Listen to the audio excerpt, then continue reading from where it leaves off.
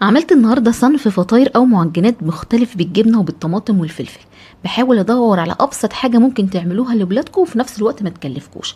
لو جينا عملنا لهم سندوتش جبنة بالطماطم هيقولوا إيه ده، مش عايزين. إنما لو عملناه بالشكل ده وهو بس الموضوع في الشكل والمضمون اختلف خالص. يلا نقول بسم الله الرحمن الرحيم ونشوف مقاديرنا. أول حاجة أنا معايا معلقة كبيرة من الخميرة، حط عليهم معلقتين كبار من السكر، واحط عليهم نص كيلو من الدقيق. تمام. حط على الدقيق معلقه صغيره من الملح، والملح مهم جدا في الوصفه دي.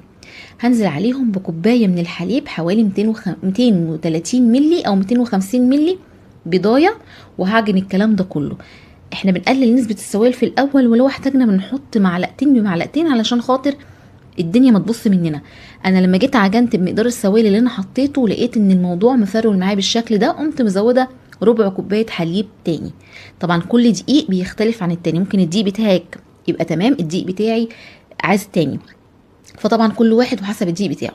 بعد ما العجينه لمت معايا بالشكل ده، قمت حاطه ربع كوبايه من الزبده 50 جرام او زيت او سمنه، خدوا بالك اي حاجه من التلات، اي ماده دهنيه بنحط ربع كوبايه. بنعجن كويس جدا جدا جدا، بحصل على عجينه طريه ما بتلزقش. العجينه النهارده ما ينفعش تلزق معاكي خالص، مش عايزاها بتلزق خالص. هسيبها في طبق تخمر لمده نص ساعه او ساعه حسب الجو، وبعد كده هرجع لها تاني زي ما حضراتكم هتشوفوا دلوقتي. بعد الوقت ما عدى اختمرت معايا بالشكل ده، هبتدي ان انا اقسم العجين بتاعي. انا النهارده هقسمه كور، كل كوره حوالي 50 جرام، يعني حوالي يا جماعه عامله زي مثلا الطماطمايه الصغيره. طبعا انتوا حابين تكبروا عن كده اوكي، حابين تصغروا عن كده اوكي، بس ال 50 جرام مقاس مناسب جدا جدا ومظبوط قوي قوي قوي، ما هيطلع معاكم رائع.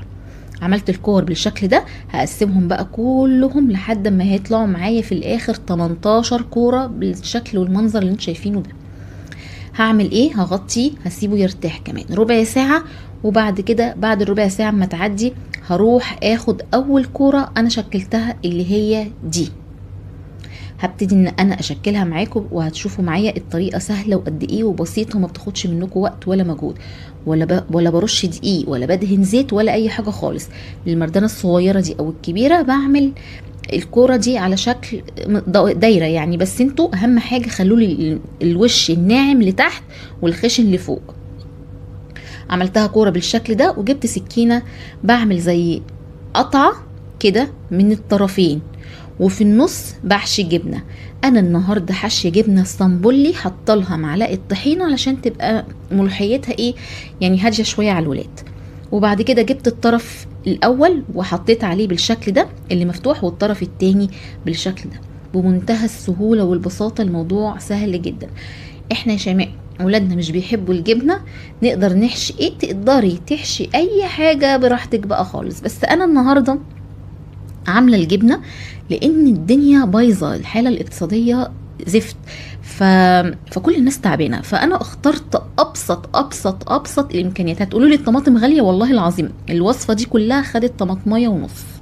تمام، ما كملتش الطماطم، انا مقطعه طماطميتين شرايح، خدت طماطميه ونص، يعني مفيش اي حجه.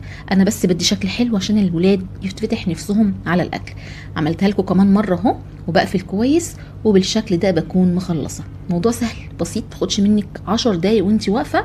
بقفل كويس كده العجين بتاعي، وبرصه على صاج مدهون زيت جنب بعضه كده، وطبعا بسيب مسافات كده بسيطه علشان لسه بيخمر. عملت كل الكميه بتاعتي على صاجين بالشكل ده. على بال ما خلصتهم كانت اول صاج الكبير ده خمر، قمت دهناه بصفار البيضه اللي انا خدت البياض بتاعه طبعا مع رشه فانيليا ومعلقتين لبن. وبعد كده قمت حاطه عليهم شويه سمسم من على الوش او حبه البركه، او ما تحطيش حاجه خالص وما تدهنيش حاجه خالص برده براحتك. بقى ده شكله بالجمال ده كله. في الوقت ده انا بكون مشغله الفرن بتاعي على اعلى حراره فوق وتحت مع بعض، لو عندك شغال فوق وتحت مع بعض. لو مش شغال احنا بنشغل تحت بس، لحد ما احس ان استوى من تحت وخد لون حلو كده ذهبي من تحت، بقوم مشغله الشوايه دقيقتين 2.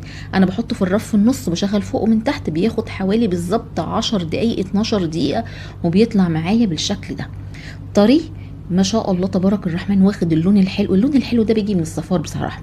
هتقولي لي الصفار بيعمل ريحه زفاره، والله انا بحط نقطتين الفانيليا، وبحط معلقتين اللبن، ولا اي زفاره ولا اي حاجه خالص. بصوا يا جماعه، شايفين والسمسم طبعا اتحمص معاها. عايزه اقول لكم مع الجبنه والطماطم والفلفل الموضوع في منتهى الجمال. بعمل ايه؟ بحطهم كده بسيبهم يدفوا بس كده في حاجه كده متهويه، وبعد كده بقوم معبيهم في اكياس وعلى الفريزر، يطلعوا من الفريزر على الرخامه، ياخدوا حراره الجو المحيط بيكي وعلى اللانش بوكس بتاعهم، او في الميكروويف بتدفيهم وخلاص وتدهم له. تعالوا نشوف كده واحنا نيجي نقطعه عامل ازاي. رهيب، طعمه تحفه تحفه تحفه، والجبنه فيه طعمها رهيب يا جماعه، جبنه تحفه بجد بجد، لازم تجربوه. وده فيديو النهارده، اتمنى يكون عجبكم. اشوفكم ان شاء الله في فيديو جديد، وصفه جديده. اي سؤال اي استفسار اكتبوا لي في الكومنتات وانا ان شاء الله ارد عليكم. شكرا لكم، مع الف سلامه.